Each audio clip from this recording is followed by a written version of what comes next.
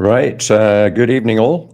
Hello to everyone. Welcome to the stream. I'm starting 5 minutes early, as I always do, just to make sure that everything's working and that everyone can read me properly. So if you're watching this video, a recorded version of this video, you can skip the first 5 minutes because we're just going to be introducing ourselves, saying hello, and preparing for the show. So skip the first 5 minutes if you're watching the recording. Otherwise, if you're here live, welcome to you. Welcome to everyone in the chat. And I guess folks will dribble in. And a special welcome to 6GSF, because you gave us a special welcome too. Good evening to you. And I'm here with you, 6GSF. Nice to see you. And, oh, that was me. And me again. And good day, Emily Trading. Nice to see you. And Jim Kenny. Nice to see you too. So, folks, we will be starting very shortly in 4 minutes now. So, settle in, grab a coffee. If you can hear me, please type that up in the chat that you can hear well and that the recording is, the stream is clear. And if so, I'll be very happy. Got a lot of software going on here at the same time. So let us know if you're in the chat. Let us know if you can hear well. 38 folks here. So welcome to everyone. What a surprise. It's a great time to get together on a Sunday evening because we can digest what happened in the week that, in the market last week.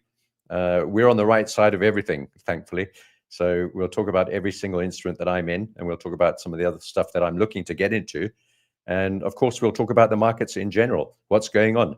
Are we going up? Are we going down? What's energy doing? Natural gas up or down? It looks like it's up for now. Bitcoin, stocks, all moving up. Gold, silver, massive moves on silver. So we got to talk about all of this stuff and what is likely to happen in the coming weeks and months as we close in on the end of the year and the beginning of 2026. So super exciting. And well, my theory is that we've got a big rally going into the end of the year and that we'll carry on with a rally. Not on everything maybe, but on most things. So we'll talk about that. Let's say hello to a few more people. Good day, Rich Rock. Appreciate you too. Thank you for being here. Very much appreciated. And Vishesh had a good Thanksgiving. Thanks, Vishesh. Very, very good. A great Thanksgiving rally, actually, was the best thing about this Thanksgiving. And we'll talk about what happened on Friday and Thursday, really, Thursday. Eduardo, nice to see you, as always. Thank you for being here. And Amon. And the boring channel. I won't play any of the stuff that you don't like, the boring channel. I'll try not to do that today. So literally, we are going to start in 3 minutes' time. I've got a few announcements to start with. And once we've got those over and done with, we'll get on to the trading. There's a lot moving, a lot going on, and a lot I want to talk about. So it's going to be a fairly action-packed show, but I'll try and get through it in an hour or so that we don't all ruin our Sunday nights watching videos about trading and so on. So all good. So a bit of a strange camera angle. Don't worry about that. I'm changing my office around a little bit, but you can see my Bitcoin sign at least. And it seems to me that the angle is slightly weird, but anyway, it doesn't matter as long as you can kind of see me looking at the camera. Okay. All right. So let's see who's in the house. Eduardo, boring channel, Vishesh. Swing trading blueprint. No lives, Vishesh. We've done those lives. So those are all pre-recorded. They will be part of the course material. It's all in the course material right now in the library. So you should be able to get hold of that. A great cricket match, yes. Great cricket match. I'm not watching that, but I will be shortly. I watched some rugby, Amon. South Africa playing, defeating Wales by over 70 points, a record score in Wales. So sure, South African sport's doing quite well. Maybe not other things, but sport at least. So we've got another minute to go. So settle in. I'm going to run through like 3 or 4 announcements. It'll take me under a minute, and then we'll get straight into it. So make yourself at home. When we hit the floor, the ground, we're going to hit it fast. So make sure you've got your notebooks and everything ready and that you're ready for the stream. So I'm just keeping an eye on the chat on the right-hand side here. And there is a chat goal as well if you'd like to partake in that. If you put up a super chat, you'll be entered into the draw to win a free membership. So why not do that? Put up a super chat. If you've got a good question, or even a bad one, put it up anyway, and we'll have a look at it. But you've got to do it in a super chat. Right, now let's get going. It's exactly time to start on the minute, on the second. Let's get through a few announcements and then we'll get straight into the charts. First thing is that I'm giving away 10 free memberships to this YouTube channel at the end of the stream. And you can only receive the memberships if you're in the stream at the time. So if you want to be gifted a free membership to this channel and you become a YouTube member at ArcisFX, stay until the end because I will be giving away 10 free memberships. And if you're here, you'll be eligible to get one. YouTube allocates them automatically. It's not the way I don't do it. So it's a bit of a luck of the draw. Second thing is we got a Black Friday sale going on at the moment. If you'd like to basically get hold of one of our trading courses, we have a swing trading blueprint, which is my entire trading strategy outlined into one majestic and magnificent course. Then I've also got the natural gas course, which is called the Widowmaker natural gas trading course. That's a little bit cheaper, actually quite cheap, and they're all on discount, half off. But the thing is, if you avail yourself of these discounts, there are links below. You'll also get a free 1-month membership in the ArcisFX private trading group, and that's worth $147. So you may even get that for free, depending on what course you purchase at a massive discount. So click on the links below.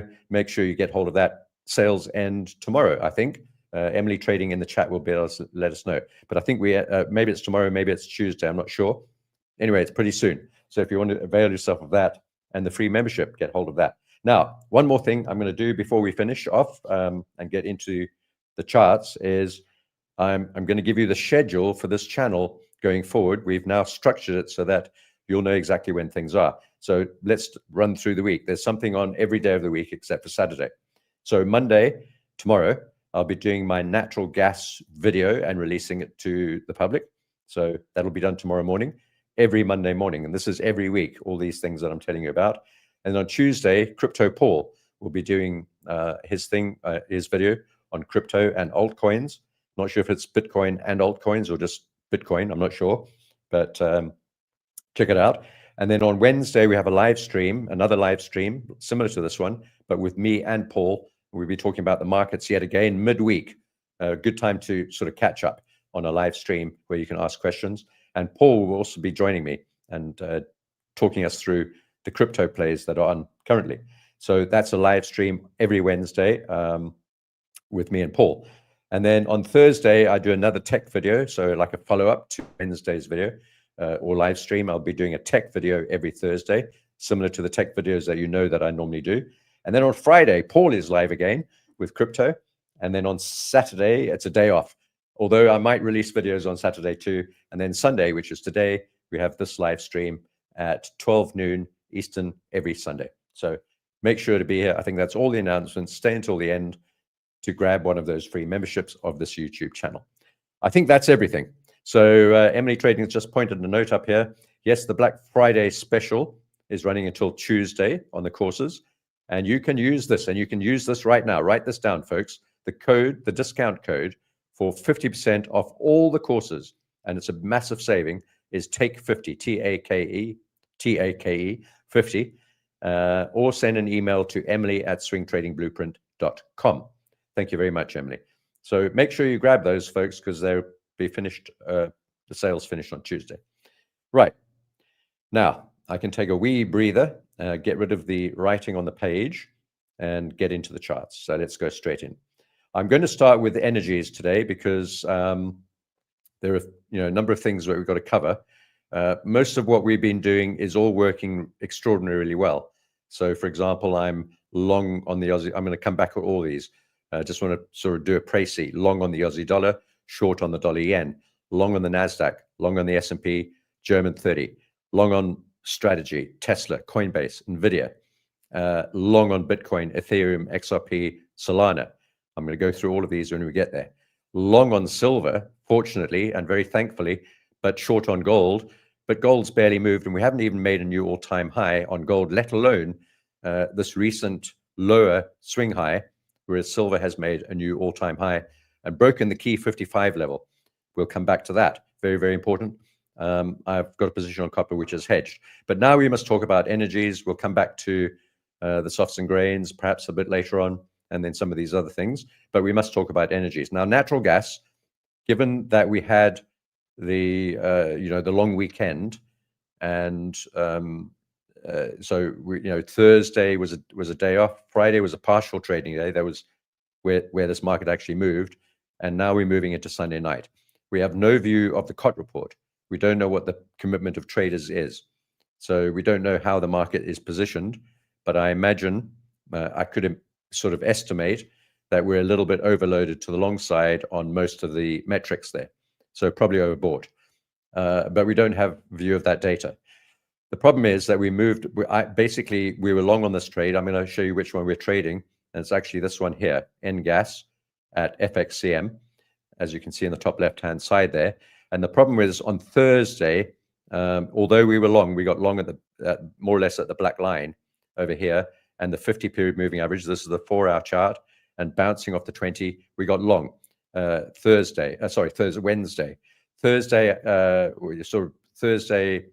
Wednesday night, I had to hedge ahead of Thursday, and then I eventually took profit and got out of the trade altogether by Friday.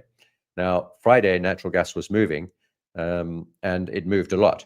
I'm assuming thin markets enabled this to move up much higher than this previous swing double top high, and we've moved up quite significantly. So we missed that move, basically. So I'm not short, I'm not long. I got out of my long position, took a small profit, and now we're left behind. But how far can this go?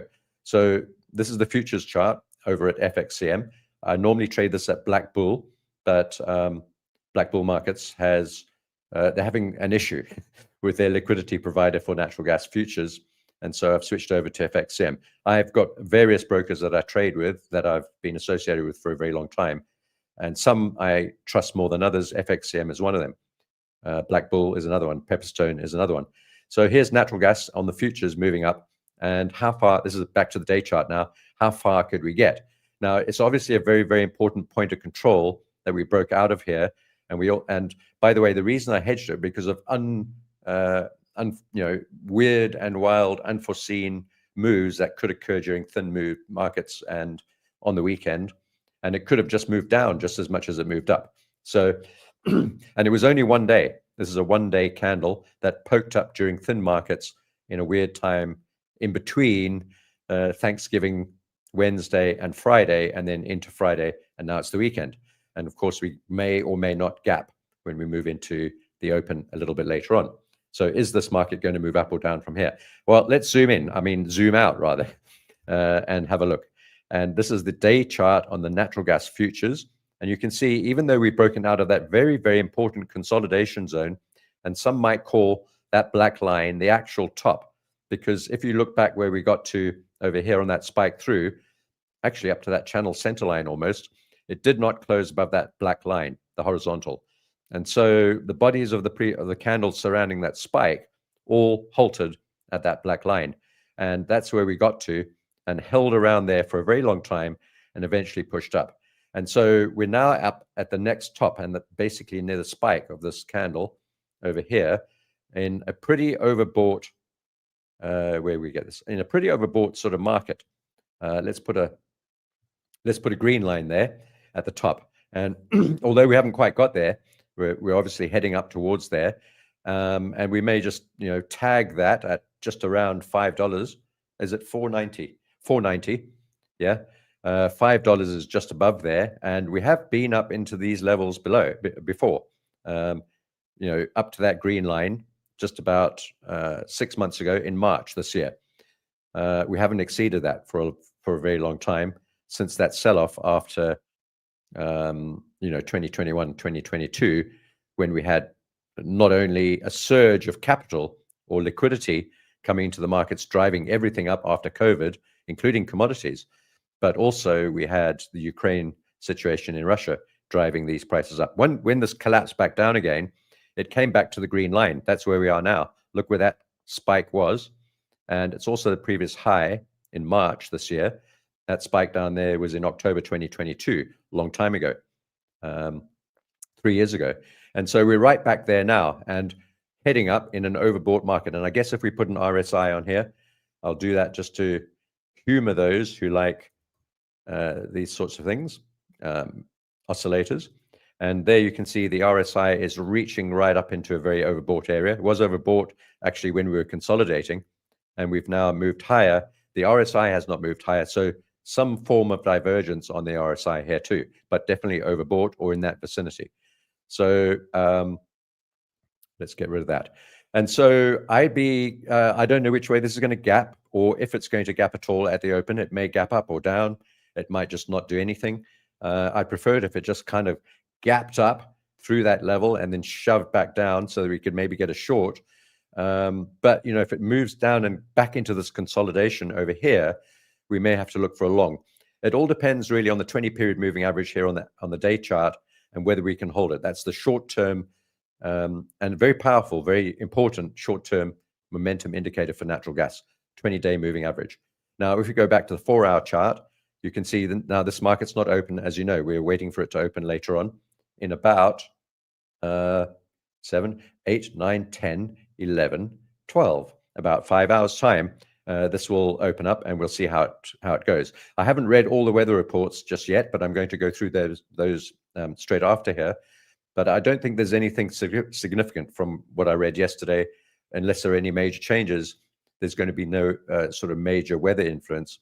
And there are conflicting reports, which normally means things don't go anywhere. If there's some people think it's going to be incredibly cold, some models projecting not too bad. So generally that sort of stalemate makes the market just stop. So yeah, I don't know. Very, very interesting. I am cautiously looking at this green line for a potential short, and we will play this by candle at the market open in a few hours time, 5 hours, and then we'll look at the opening candle, see how that works, where we open, whether there's a gap or not, and then we'll start to analyze. My first trade will probably be tomorrow after the first candle has settled down and the next candle has closed. So 8 hours after the open. Normally that's the sort of thing I look for. So if you're undecided about your own natural gas trade and you'd like to be in our private group and find out what trades we're taking, you know what to do. There's a discount on, and you can get free access if you buy one of the courses at a 50% discount. You can get 30 days in the private group free of charge. Right, so that's natural gas. I'm sure there'll be some questions on that, so I'll cycle back to this in a minute. And then I want to talk briefly about WTI, just to say that I'm still short. It's going to get messier and messier as we drive down into the lower levels, as we get closer to 55 and then 50. And as you know, I've been short all the time since we were basically at $100 or thereabouts, over $100. And we've been very, very rarely long on this ever since. Most of the time short. We did take a long at this double bottom on that occasion. And I also took a long over there, got out of that one pretty quickly. We rode this one all the way up to the top and then shorted again. And I'm shorting here again at the 50-period moving average here on the day chart. That's the 50-period simple. For those of you who are wondering what these moving averages are, I've got I suppose, a ribbon of moving averages here, quite nicely stacked in the correct order, which means we're moving down on oil. We've got the 200 at the top, the 100 below that, the 50 below that, and the 20, the green one below that, all stacked in the correct order, 200, 100, 50, and 20, meaning we've got a pretty solid downtrend at the moment. We are ticking up on WTI, but my short position is higher than where we are, and I continue to think that we may hold this 50-period moving average. We've tried 3 times to get through it and failed 3 times so far, but we're heading back there again, and maybe we'll have to try it again. And don't forget, this is going to get messier and messier as we move down into cheaper and cheaper prices, and buyers start getting more and more interested. It's basically a market. So when things get cheap, people want to buy it. When natural gas gets cheap, people want to buy it. When oil gets cheap, people want to start buying it. Around about $50 is pretty cheap. So I think we may, struggle to get much below $50, but I think we will try to get there eventually, which means a breakdown through this double bottom at 55 and then move maybe very briefly down to 50 and then a bounce out of there again. We do have a bunch of channels and lines on here which are guiding me. I don't have them drawn on at the moment because I cleaned down my charts yesterday and try to make them a little neater and cleaner for you so that you can see things without all the lines. So while we're on energies, once again, I will cycle back to these if you want me to. Make sure you type those questions up if you've got some further questions. Whilst we're on energy, URA, I'm long. I really like uranium and lithium, both of these metals, which are energy plays as well. So we're long on uranium, a little bit out of the money, but any dips down here, the point of control is at $40 basically 200 period moving average. I think we're in an uptrend. Obviously we are, except the 20 has now crossed down below the 50, albeit it might just be briefly. But we still, up until now, have had a beautiful ribbon, 20, 50, 100, 200. We've dipped down a little bit. Not much further than I expected, though, back down to that previous swing high. Perfect. And if this moves up, I might even consider adding more size onto that if we break and close back inside this horizontal and the 20 and the 50 period moving averages. I'm going to check back in quickly on the chat and make sure that everyone is happy and watching and that everything's good, and take a quick breather. All right, so it sounds like a busy week. Yes, Vishesh. Hello, Mark. Nice to see you. Emily, nice to see you as always. You keep on saying hello. Hello, Ray. And Sean, lovely to see you, mate.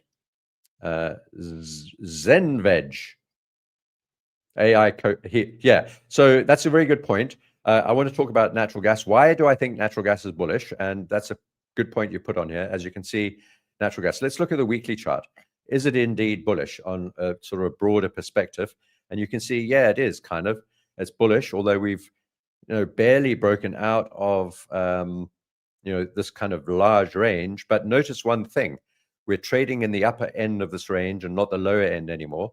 And one of the reasons is, I'll draw the sort of midpoint of this lower part. I'm going to say $3 right there. So $3 is the kind of dividing line between cheap natural gas down here, where we stayed for a couple of years.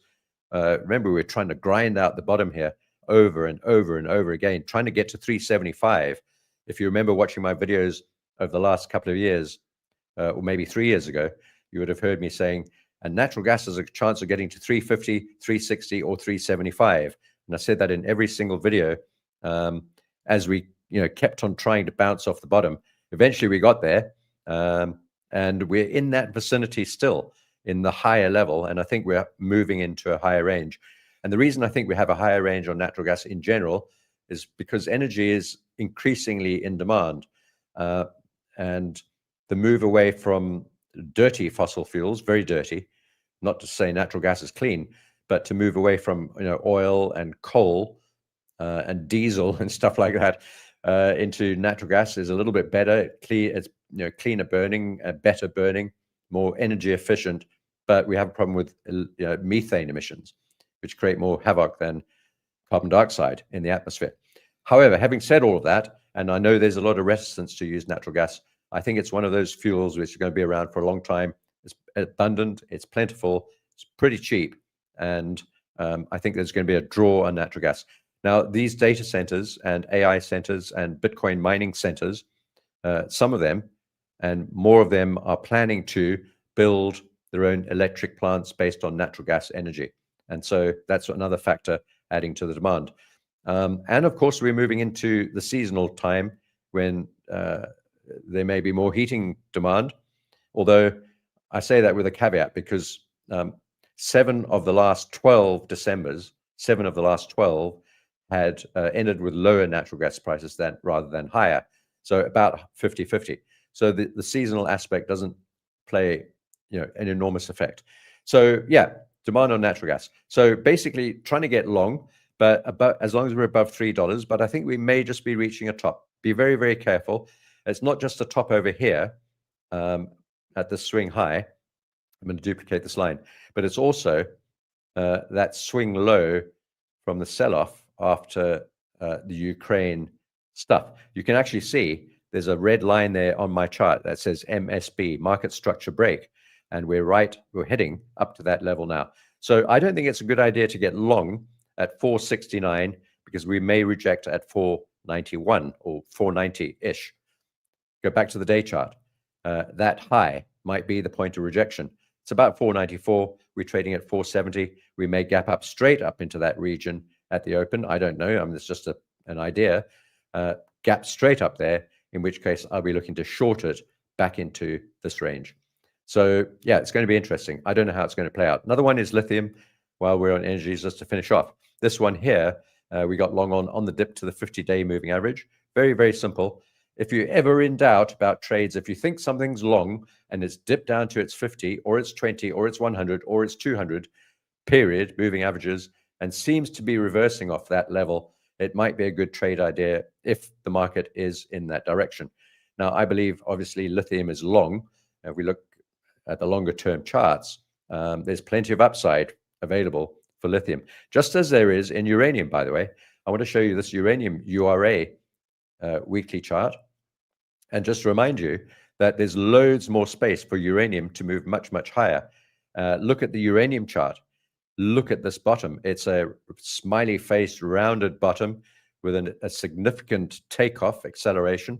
And look how long uranium was in the doldrums, during the 10s and the 20s. No one wanted anything to do with uranium and nuclear energy. And suddenly there's a bit of interest in it, and look at how it's moved. Now, there's loads of space to the upside. We're long. We could get further dips, but I'm just showing you on the longer term charts how much space there is for this to move up. And then if we look at lithium as well, plenty of room for this to move up and higher. And I think we'll get above that recent high at 96. I think we'll get above 100. So lithium we're long on. This is the weekly chart. There's the weekly 200 period moving average, the purple line, and this green line coming up very rapidly from underneath is the 20 period moving average here on this weekly chart. They are going to form a confluence here very shortly, maybe even tonight or tomorrow when this market opens up. Tomorrow, not tonight, or the week after. This is a weekly chart, but at some point we'll get a confluence here. It may be all too tempting after that bearish engulfing candle that we bought the bottom of. Luckily, it's bounced up. It was, probably not the best place to buy if you're not, vehemently bullish on lithium, which I am. So yeah, but that is still a bearish engulfing candle, and we still have not exceeded the high of that, and therefore this area down here at about $54 might be fairly tempting for lithium. Let's go back to the day chart, and on the day chart you can see it's a fair way below us, 54, all the way down there, that previous weird looking tariff swing low. That could be the area that we might have to retest before continuing on upwards. Remember, this is a bearish engulfing weekly candle with a daily hammer reversal cluster at the top. We haven't exceeded through there yet, and so it's still bearish until we exceed and close above that high. And if we do move down, it'll be down to that level there at $54 where I'll get long again. So that's lithium. That's all the energy plays. We've talked a lot about it. Let's talk about gold and silver. Silver, massive move. All sorts of talks about CME shutting down because of silver, reserve banks and treasuries running out of silver, no gold in Fort Knox. I saw a tweet by Trump again. Weird, crazy times. Silver has now eventually broken out of that $55 level, which was a previous all-time high. It's not a new one. We've now reached the previous, I don't know if we'll even see it on this chart. This chart's not long enough, Black Bull. But that was a previous all-time high that we've now exceeded on silver on this weekly chart. Let's have a look how the weekly chart looks. Incredibly bullish. Shaven bottom, shaven head on this weekly candle. It's not going to stop here. This is a very, very, very bullish candle with no wicks. None at the bottom, none at the top. Incredibly bullish. Let's go back to the day chart. Luckily, we're long, because if we weren't, there would be no chance to get back. This is the day candle on Friday. Thin markets on Friday were pounced upon by all sorts, right? Including natural gas, driven much higher. Silver and gold, driven much higher. Stocks higher. Bitcoin, Ethereum, XRP, all moving massively higher on Friday. So very, very interesting. Now, where could silver get to? I have no clue. We're going to have to draw some fib projections in here. And I'm going to have to get rid of all of these lines. Let's get rid of these trend lines to start with and see where we could get to. So we bounced off trend line number 2, like I thought we would. We didn't bounce off trend line number 1, so I've eliminated that trend line, and we're moving up. I want to do a little Fibonacci projection on here and see what we could glean. And we'll go for a trend-based Fibonacci extension. I'm going to go from the move down from that high. Got to do it very, very accurately. Snap it to the candles and then back up. Hang on, is that correct? No, I've done it incorrectly. I want to do it from the low. You got to bear with me. I often get this sort of thing wrong with these extensions there. That is correct. And so let's see what we've got. Just from that little move, We've got 100% extension at $57.30. That's the first target. Let's draw a bigger extension. Let's try that. It's very difficult because we've got no real swings. We're going to have to get that one from miles back down there and take this one. So let's go to that swing low, maybe to that swing high, or that one. This is going to be tricky. Something like that. There's another fib projection we can aim for, the most immediate one, 58.70. So we've got somewhere between 57.30, 58.80 as first targets, maybe. Then we've got $62, that's the 0.618. Then we've got 65. What I'm interested in is the full Fibonacci extension. That's the entire move replicated from that low to that high and duplicated up to there. That would be $71.90. And then if we got into the extensions, the real extensions, the first one, 1.618, $88 for silver. Is that impossible? Not at all. We could easily get up there with a massive exponential drive up into that level. So don't try and short silver. It doesn't look short at all. And we have a very, very bullish pattern. Right, so we're long. And that's very good news, but there is some bad news. We're short on gold simultaneously. But that's not too bad. The news is not bad. This is the 9th time that we've gone long on silver, short on gold simultaneously, and the 9th time that we're going to make profit, because we've made a lot more profit on this silver trade than we're carrying a loss on the short gold. It was a hedge, and best case scenario would be that we'd profit from the hedge in some way, or alternatively that the hedge would just protect our profit. We'd get no gain but no loss. But when we can profit from a hedge position like this, hedging different instruments in the same market, it works out brilliantly, and it's very, very pleasing. So we got long on silver around about $50. We're at 56 now, so 12% up on silver, and gold I got short at 4135. It's not exceeded that previous swing high, let alone the all-time high. I still think we're going down to the triangle, back down to the triangle at some point. It could be weeks away, or it could be months or even years away, but I think we'll get back down there. And so it's not doing the same as silver. We're short from there, and that's at 4135, and we're only trading at 4240, and it's it's not a big percentage compared to silver, 12% up. Let's put a little measurement tool on there. Where is it? How far have we moved up since our entry on gold? We've moved up 2.6% on gold, and I'm short on it, but we've moved up 12% on silver, and I'm long on it. And so this has worked out incredibly well yet again. And I don't know what to do with the gold trade just yet, because we haven't got to that previous swing high, let alone the all-time high. So I'm going to hold that for now, whilst I let the silver trade run up and see what gold does. I might even look to the short side further for gold if this turns around at the 78.6. Let's have a look at the levels. Where could this turn around? Where I wanted it to turn around was at this level here, 4272. That's the 78.6% last chance Fibonacci. We didn't quite get there. We could still get there and then turn around, or we might get up to the underside of the trend line in this pattern that I drew for you in our last live stream. By moving up to the underside of the trend line, that would take us to a new all-time high, exceeding this previous all-time high, but still under the trend line, and therefore, in that technical sense, still bearish. And if we get that, I'll be looking to short this too, from move back down to that red trend line and eventually down to the triangle down here at about 3,500. So quite complex on gold, but we're 2.5% down, no problem. Not big positions either. And I'm also 12.5% up on silver at the same time. And we took those trades almost at the same time. Identical time. I've got nothing on platinum. It's moving up in sympathy. A bit of a gap below us on platinum, which may need to be filled. That was a gap up on Friday. And then on copper, I'm also short, but I've hedged it. I hedged it basically instantly the moment it didn't move down. And I'm still looking to see which way this will go. I still favor path A for copper, B, but I don't want this to be violent, and thankfully it's not.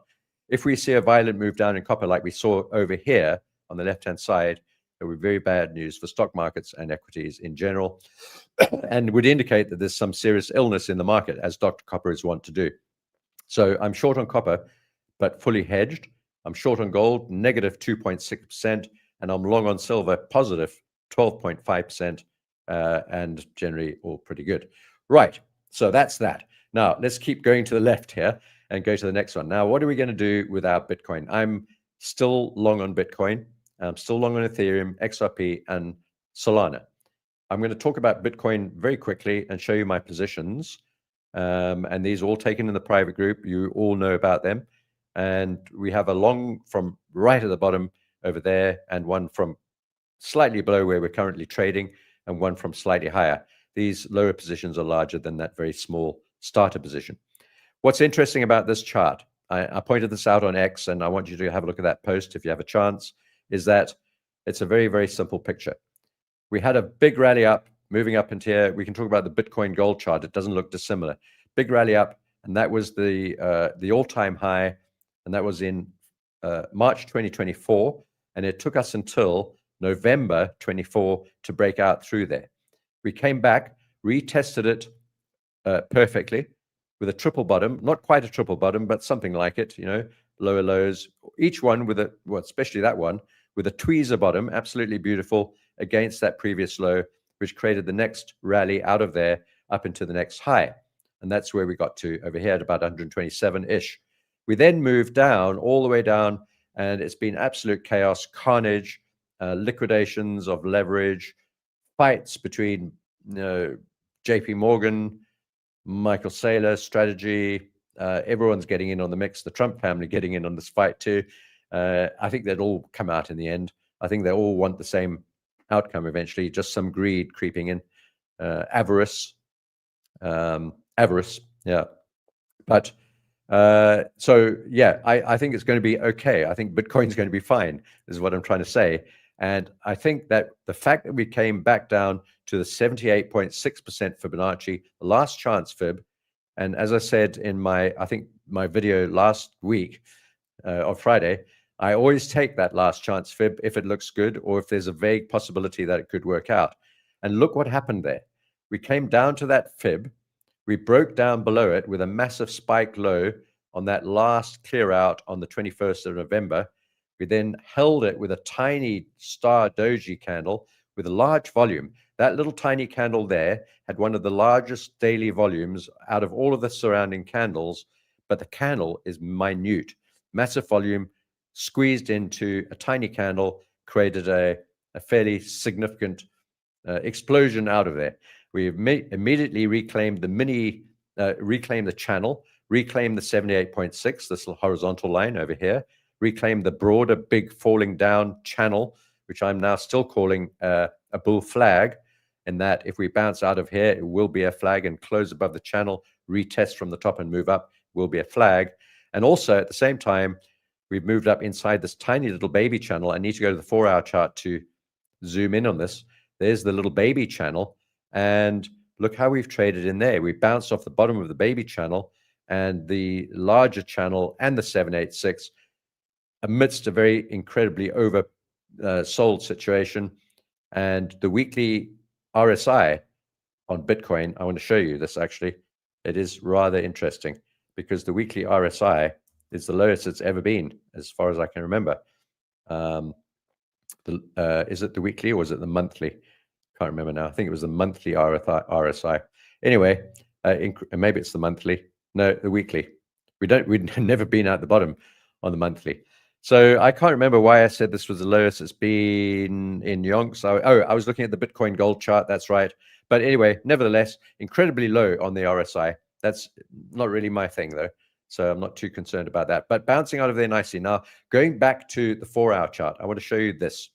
We are moving up inside this, what might be called, and many are calling, a bear flag. It's a little dangerous in that this is a 4-hour chart on Bitcoin. We moved up in this potential bear flag. It's only a flag if we close underneath the bottom and hold the close underneath. And the same with this bull flag. Go back to the day chart. If it is a bull flag, it's only a bull flag if we close above the top. It's only invalidated if we close beneath the bottom. We didn't do that, or very, very one daily candle, that very compressed high volume candle. Back to the 4-hour, there's a little bit of danger up ahead. In fact, the two sort of most dangerous points, points of danger that I want to point out. Remember, folks, I'm giving away some memberships at the end of the stream. Just I've made a note to remind you halfway through. We're halfway through. To remind you that at the end of the stream, I'm giving away 10 free memberships to this YouTube channel. You've got to stick around and you've got to be a subscriber. So stick around, subscribe right now, and in about 20 minutes time, you may be winning a free membership to this channel. Right, back to Bitcoin. A couple of dangerous signs here. First of all, on the last rally, we've reached the top of this, what might be a bear flag. Every time we've rallied, we reached the top of the channel, except for this last one, where we had that massive bear candle. This was on Friday after the close, after we had the Thanksgiving rally. Let's have a look at the Thanksgiving rally. And where was that? It was over here on Thursday. That was Wednesday. Sorry, Wednesday Thanksgiving rally. Thursday, Thanksgiving Day held it. Friday held it. Saturday held it. Sunday held it. But look where we are. There's the 20-day moving average squeezing down on top of us. We didn't get through it on that attempt. We had quite a strong rejection. We're trying again to get through there now. Back to the 4-hour chart. And look what's happening here. We didn't make it to the top of the channel, and we had that massive bear candle, engulfing candle. We've not reclaimed it yet, so it's still pretty bearish. And we're trying to get now down through the bottom of the channel. That won't be good if we move down. And look at this. We're also at the 20-period moving average here on the 4-hour chart, which is being supportive. And the 100-period, the gray line down here, and the channel bottom all in a cluster. If we break down through that pretty strong support level, it means that Bitcoin's basically not doing very well at all. And we could then move back down to the bottom of the channel all over again, back down to 81,000 or 80,000. And if things go really badly for Bitcoin, next stop will be that previous all-time high again at 76, the big red line, 75, the previous breakout level. And then we'll be looking for a double bottom. And if we don't get that, there's much, much further for Bitcoin to go down, all the way down into the 50s, low 50s, in fact, where the previous support was. So having said all of that, let's hope that it actually does hold here, because the best thing for us and for everyone who's trading Bitcoin, the easiest thing, it is Sunday, the markets are closed, but we've got trading going on in crypto, but we may have a CME gap because the market closed at 91,500 on Friday. So let's see where we are currently trading. We're trading at 91,350. And so if we open today at around about this current price, there won't be a CME gap. If we drop down, we have a CME gap above us, so we'll have to close. And if we move up, before the markets open later on today, in a few hours' time, we'll have to come back down and close that weekend gap. Let's see how we go. I don't know how this is going to work out. I've been fascinated by it. By the way, interesting plays here. I'm also long on Ethereum. All of these had a little attempt at just spooking us out. Ethereum dipping down and coming back above the trend line. There's the 20 period right there, trying to get through it, just like Bitcoin is. XRP actually looks quite good. Another spike low, taking us slightly lower than the previous one, but only down to the bottom of this large channel, which is a channel on top of the previous channel that we broke out of, and it's respecting the new higher channel. It may be that is all she wrote, or we might need to break out of this channel. What I mean by all she wrote is that it? Is this the level that we're at now? And we've got to wait for the next run, the next season, the next cycle for this to move up into a next level or not? I don't know. But, I don't know. It looks quite good. I think there's a bit of a V-shaped recovery here off that channel support level. And that looks all right. We got long at all of these. We got long on all of these right at the lows. So we're doing okay here. I just don't want them to move back down again and eliminate the good work that we've done already. We got long here on Solana, both positions in profit. XRP, excellent entry. Ethereum, very good entry at the bottom. One floating slightly higher up there that we've got to get rid of. I see Bitcoin's bouncing now on the 4-hour. And then Bitcoin, we got in the last tranche at 85,000, 85.5 roughly. So that's all the cryptos. Now I'm going to scan back to the,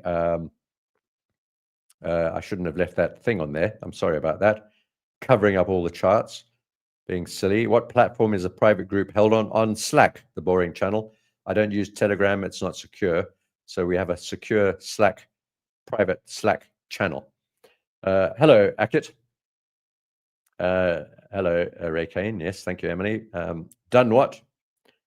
On Slack, yeah, there, all those questions answered.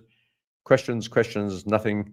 Take on cocoa. We're going to get to cocoa. I'm just taking a pause to remember all the questions. Bitcoin, bear are calling for a lower price. Yeah, loads of different opinions on Bitcoin. All right, folks, let's carry on. And I want to talk about the stock markets. Well, not a lot to say here, really, apart from that we've, just super stoked that it's moving up.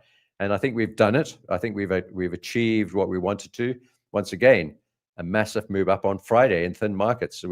I didn't think there would be anything going on Friday, but it took us above that level.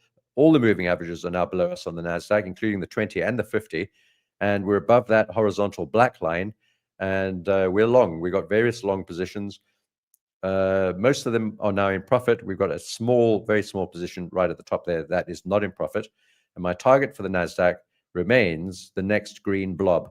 Although I don't know how far along we'll have to go here. It might be we head up into that apex and it takes a longer time all the way into sort of April next year. It could be it takes that long that we have to squiggle up in this sort of levels, these sort of levels. Well, okay, let me just get rid of that. I'll try again. Sort of squiggle into the apex of this thing. So like that, something like this. I don't know. And then I expect at some point we're going to get quite a big sell-off of at least 10 or 15%, and it could be much, much larger. But it's not going to be now, I don't think. And I think until the end of the year, we're going to be moving up. And the target for the NASDAQ will be at around about probably 27,000, 27.5, 27.2, 27.8, maybe even 28,000. Who knows? Yeah. So that's my idea on the NASDAQ. We're long already, and those positions are looking fantastic. And we'll see how we go at the open. And I'm also long on some of the names as well. Long on the, we'll come to some of the names. Long on the S&P. Similar sort of idea, although we've got a little bit more work to do on the S&P through these lines and trend lines above us. But we have all our positions all in profit now, which is fantastic. And then, why is that little thing there? And then let me just show you what my sort of target is. Let me get rid of that little dot. My sort of target is back up at the top of the trend line and the top 200 period Bollinger Band over here. And I think we're going to go to about 7,500 on the S&P. We're at 6.8 already, so it's not far to go. When we were down at 6.4, 6,000, I was saying we could get to 7,000. People were saying 7,000 is ridiculous. Now a lot of people are saying 7,000, 7.2, 7.4, 7.8. And I think that's the right sort of number. Watch the top 200 period Bollinger Band. That's the red thin line over here. That'll be a good target too. That'll probably head up towards the top of the channel as we move along. So yeah, long on the S&P and the NASDAQ, and also long on the German 30. German 30 is interesting because we still have not exceeded this high. We've tried it 4 times now. 1, 2. Well, you might actually say much more than 4 times. You could call that 2, 3, 4, 5, 6, 7 times, and rejected each time. On this last occasion, we got slightly fractionally lower than that last swing low. Maybe stopped a few people out. We got long instead. We're long from basically those 3 green arrows. We're now above the 200 period moving average, but we've got the 50 and the 100 above us. We're above the 20. But if we do break out through this top, and I'm not saying we will, because actually, and it'll depend on all sorts of things like, is the dollar going to carry on moving down? Are there going to be interest rate cuts? What is the bond or the treasuries market going to look like? TLT, US 10-year yield, how's that all shaping up? We'll have a brief look at all that in a minute. And is there going to be a liquidity inflood next year? And is it starting? I think the answer to all of those is yes. And that could then, even though it doesn't look like it right now, we've got lower highs on the day chart here. The last swing high was lower than the previous one, and we're still below that last swing high and below the moving averages. So it doesn't look great. But if everything else moves up and we get all those things happening, which I mentioned, we could easily break through this top. And if we do that, we're going to move a long way higher on the German 30, and I'll give you a projection. And so I'm just going to simply use, I think just a, where is it? I think just a sort of a flag pattern projection. So no, we don't want that. We want an arrow. Let's try find an arrow. So we want a sort of flag pattern projection. Is that correct? No. Path. There we go. So from that bottom up to the high, and we're going to just simply duplicate that from the low that we launch out of from here, we have already launched out of, and that would be a bull flag projection based on a bull flag technical approach. And also we got the angle for it, and that could take us all the way up to 29,000. We're currently trading at 23.8. So, another $5,000 on top of this could happen. It looks unreasonable and ridiculous, but it could happen if this plays out, and particularly because of the flag pattern with a very, very, very well-defined flat top. Flat top breakouts are often violent and interesting and super fun.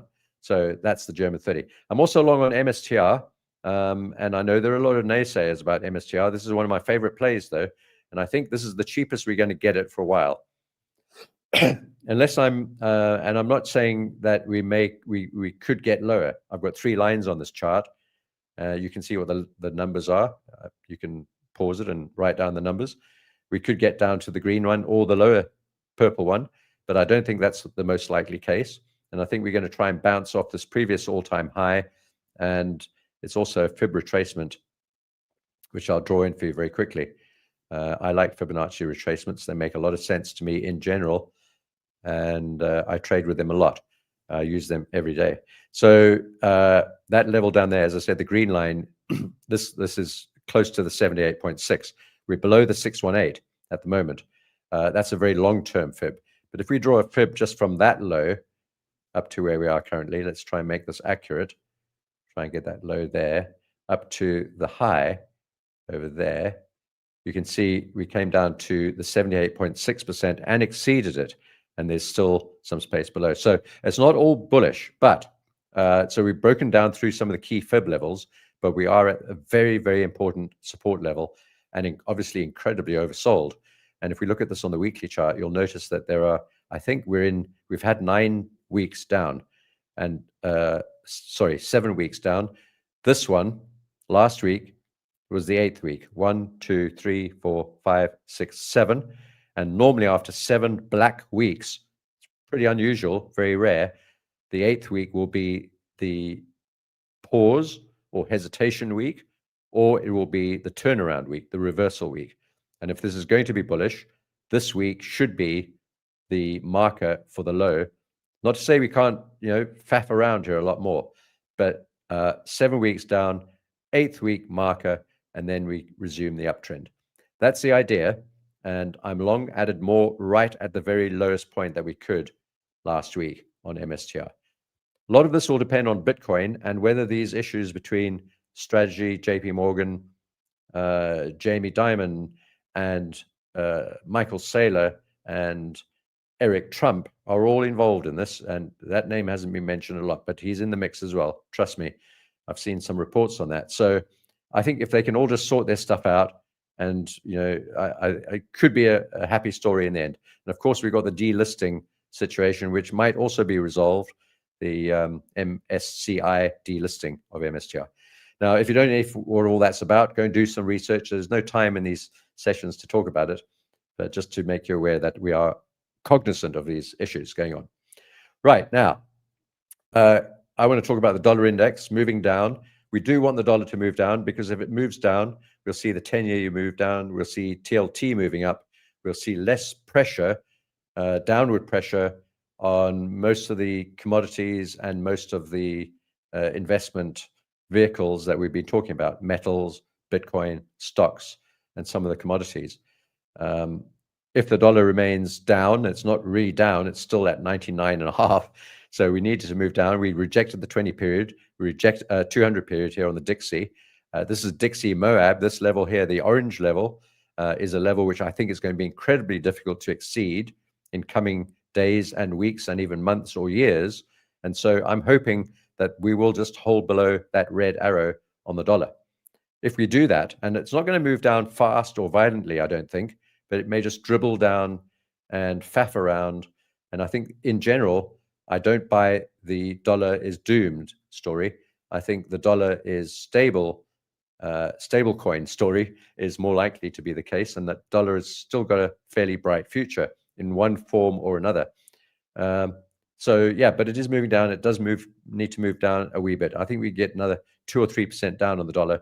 Should be very good for everything. So because of that, I'm long on the Aussie dollar. It's my favorite one. I picked this one because it's a commodity currency. Commodities are doing particularly well at the moment, and it's pretty cheap against the dollar. And on top of all of that, we've got a wonderful technical picture on the Aussie, bouncing off the 200-day moving average within this falling wedge triangle-ish type pattern. Massive spike low during Liberation Day sell-off because of tariffs and the effect on commodities. As a commodity currency, it suffered, but rebounded almost instantly with the Taco Trump as a play. We got long immediately the moment we bounced out. We remained long forever in a day and eventually ditched the long because it took so long, but we got long again quite recently. So long from there, looking for breakout through up to the top Bollinger. And I think we could get into the 0.7s for the Aussie, which is where it normally ends up when it gets strong, into about 7.5, 0.74, 0.75, something like that. So that's one position I have on. And then I've also got a short on the dollar yen. We were long on the euro as well, but I took profit on that. Might get long on the euro again in a few hours' time when the market opens. I kind of like that one. Let's go back to the euro quickly. I'll talk about the Aussie in a minute. Might get long on the euro in line with that idea of dollar weakness. There's the 200-day moving average on the euro. So, entering into the support region, we might have to have a sharp dip down to the 200 and that previous swing low that goes back to July. But somewhere down here might be a good idea. Or if we break up through these moving averages and close above there and hold, that might be another good one too. We did break down out of this triangle, parallel channel, rising channel, fell down through it, but maybe we're going to keep moving up. I don't know. It depends on the dollar. And if the dollar Dixie does move down in early play, then we should get some gains on the euro and on the Aussie. And then dollar yen, I'm short on this one. This one, forever and a day, I've been short now. It's the most horrible, annoying play. Every time I sort of eventually get out of these trades on the, you name any yen pair, whether it's dollar yen, euro yen, Swiss yen, CAD yen, Aussie yen, any yen pair, when I get into them, I normally immediately regret it. I've been trading the dollar yen for about 30 years, and I'm used to it being down in the 115 region, and we're now in the 150, 150 region, and it's just weird to me. So I keep on selling it. Maybe I've got a bias. Maybe a bias. Anyway, so yeah, I don't know, that position is no longer in play, but we have these two positions at the top here. I think we could move down. Eventually, this will move down, and if there is this idea that the carry trade is going to unwind dramatically, like it has done multiple times, as you can look to the left here, these are all carry trade unwinds, and we're about due for another one, right? But we don't want it to be too violent, of course, because it can upset the apple cart. And also, a violent carry trade unwind will imply that money is moving out of investments in the US and other places back into Japan, strengthening the yen. That will drive this chart down, but weakening the places that it just left, like the stock market, like the crypto market, like some of the commodity markets, like the gold market particularly. We could see a big drain in gold if this falls down and collapses down as the carry trade unwinds. So I'd rather this sort of dribble down and not collapse, and that we have an orderly movement and not something that's going to upset everything else, including stocks and all this sort of stuff that we just looked at. And I think I've covered everything except for, I'm going to cover softs and grains to finish off in a few minutes, but I want to talk about a couple of things on this chart. First of all, Bitcoin Gold. This is the one that we want to see moving up. And I don't know what I've got on. Oh, I put this up on X. I'm not going to go through it now. It's a very sort of elaborate sort of chart on Bitcoin Gold. I think this is a weekly chart we've got to look at. A couple of things to point out. This is the 300-week moving average. We've touched it. Every time we've touched it before, we've either bounced out of it or faffed around just below it for a bit and then bounced out of it. We're back there now. And I made some comments on this about the rallies and the drop-offs, getting smaller rallies, smaller declines, and we're right down at the next buying point, if that's what you believe that this moving average is up to. Just an interesting thing. Go and check out my comments on X about that one. I don't want to focus on that here. And then the Bitcoin dominance, for those of you who are trading Bitcoin, you want to see this start moving down again, holding below the 50 and the 20 still, but we want to see Bitcoin dominance falling off in order to see some of these altcoins picking up. Some of these ones at the bottom, for example, ADA, Uni, Light, and LCC. Right, so that's that. Nothing else on this chart I really want to talk about. Yeah, the 10-year yield dropping off. And if you think there aren't going to be interest rate cuts coming up soon, you might want to rethink that. 10-year yield moving down quite sharply after breaking through support, retesting it once and twice, each occasion with multiple daily candles, and now moving down. Friday had a bit of a bump up, of course. Friday was like an everything rally day, so a bit of a bump up, but overall moving down. And I think that indicates we are going to get those rate cuts, and we are going to see probably a very, dovish new Fed chairman installed by the Trump crew. Now, quickly going to softs and grains, I think there were some questions on here. MSTR we've talked about. Do I think hedging silver for gold is a good idea? We covered all of that. I'm going to talk about quickly the trades that I have on. Don't think we've got time to go through some of the other ones, but sugar, I'm long on sugar. Our last tranche added all the way down here at the bottom, not quite at the channel bottom, but after trying to base here, beautiful basing pattern, multiple inverse hammer candles. So we got long there, but I have a long position from higher up as well. That's got to be reached and nullified, negated, and dealt with. And then coffee is another trade that I've got on, not many. Coffee, we've been short most of the time on coffee. We got short again after having been short there, that spike high into the 78.6, last chance Fibonacci. We got out at the bottom there, reaching the support level, the red line that I had drawn in there previously. So we took profit. It bounced out of there violently. Luckily, we got out, but I didn't expect such a violent bounce. And it's given us another chance to sell because of the violence of the bounce right back up to the zone. And I sold some more coffee, looking for this path. Eventually move down to 281, and then I think we could get lower. If we don't, we might have to faff around in this big order zone or point of control region for a little bit more time. That's where all the volume is right now. We need to drop out of that volume zone. We need to do it quite quickly. I don't have a short on cocoa simultaneously, but I will be looking to short cocoa. If we do get something like that and move back up to the top of the channel, I'll look to get short on cocoa. Otherwise, nothing. Just look at my cat, Jinx. Jinx, what are you doing? Jinx is having a pee on my carpet while I'm busy on the stream. Literally perched there, peeing on my carpet. Jinx is about 18 years old, so she's lost her mind. And she's, wow, I can't believe it. Anyway, that's life. Jinx is going to have to be told where to pee next time. All right, now let's have a look at the other things. We talked about lithium. Cotton is another one I got long on. This is the only other trade that I've got on, apart from sugar and coffee, is cotton, and we simply got long on the pullback down to this level. We've been long on coffee multiple times in this region, buying at these swing lows. We got stuck in here for a long time, just moving sideways. Eventually got out of that trade at very close to breaking, a little bit of profit, and we got long again on the next dip down. Little spike low through that level, which is excellent, and then a bounce out of there. We're in some profit now. I think we could do this sort of thing on cotton, quite a strong move up, a sharp short squeeze after a very tight coiling consolidation down at the bottom there. And then soya, took profit on soya. We don't have position on there anymore. And wheat, we took profit on wheat too. So that's all on the softs and grains. And folks, I'm going to have to finish off with that. We are at time.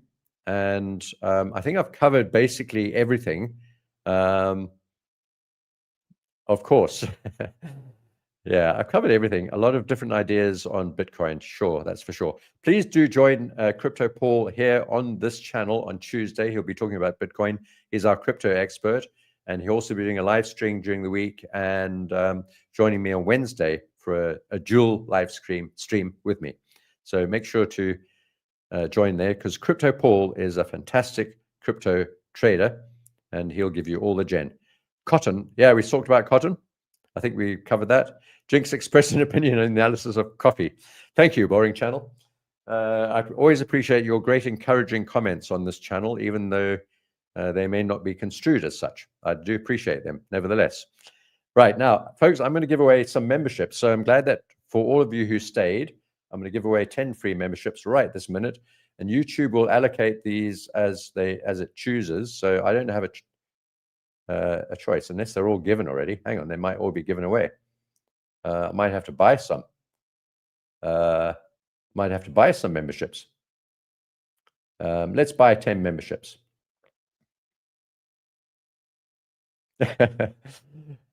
Amazing session. Not a glass of water. Oh, hang on.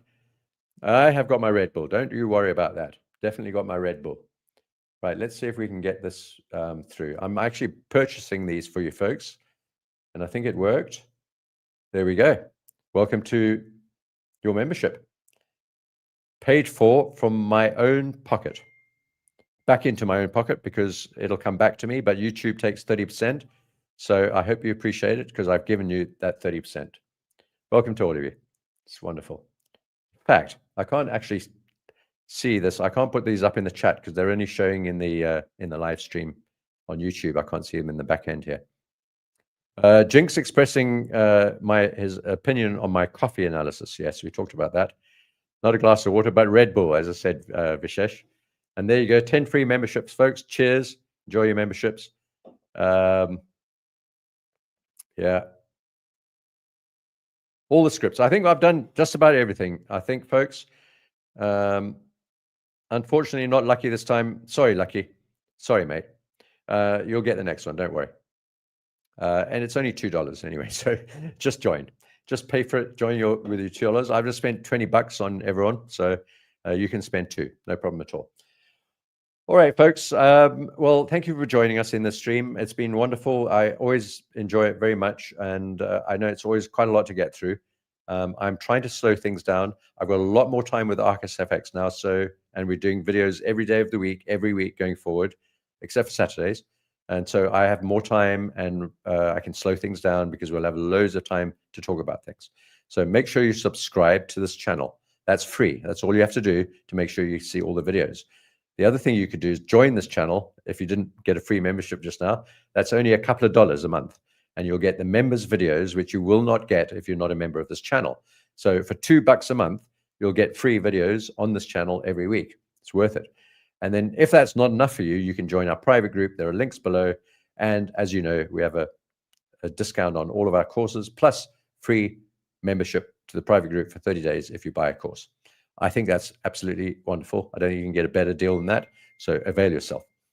Okay, folks, it's been great being here. Some messages coming through. Everything is happening. Cat peeing, messages going. Red Bull finished.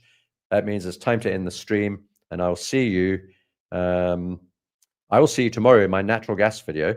And Paul will see you on Tuesday in his video. And so make sure to attend all of that. And then on Wednesday, I'll be back with you with Paul live. We'll be talking about all the stuff that we've covered today, plus crypto too. You don't want to miss Paul's crypto analysis. Have a great evening. For those in the private group, I'll catch you in the private group in a few minutes' time, in about an hour or so, and I'll get you there at the open for the natural gas trades and Bitcoin, of course. Take care, everyone. Speak to you soon.